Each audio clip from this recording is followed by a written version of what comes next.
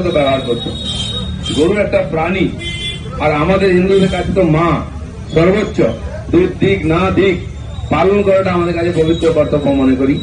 সে বেশিরভাগ যারা দুধ বিক্রি করে একটা দুধের গরু নিয়ে আসে 30-40-50 হাজার টাকা দিয়ে, 6 মাস 8 মাস দুধ দেবে, তার বাছুরটাকেও মেরে ফেলে, কারণ সে 2-3 লিটার দুধ খেয়ে যাবে। একটা মেশিন হয়ে যায় এবং সেই হরমোন তার দুধেও যায়। যেমন পোল্ট্রি, মুরগি, ডিম এসব ব্যবহার হচ্ছে বলে তারপরে জল ভরে দেওয়া হচ্ছে ভারী করার জন্য।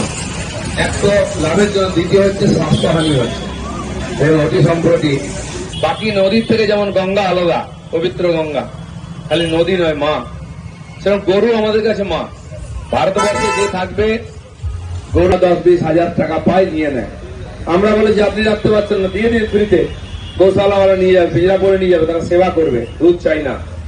তো অমানবিক ভাবে পশুর সঙ্গে ব্যবহার করা, গরুর সঙ্গে, এটা চলবে।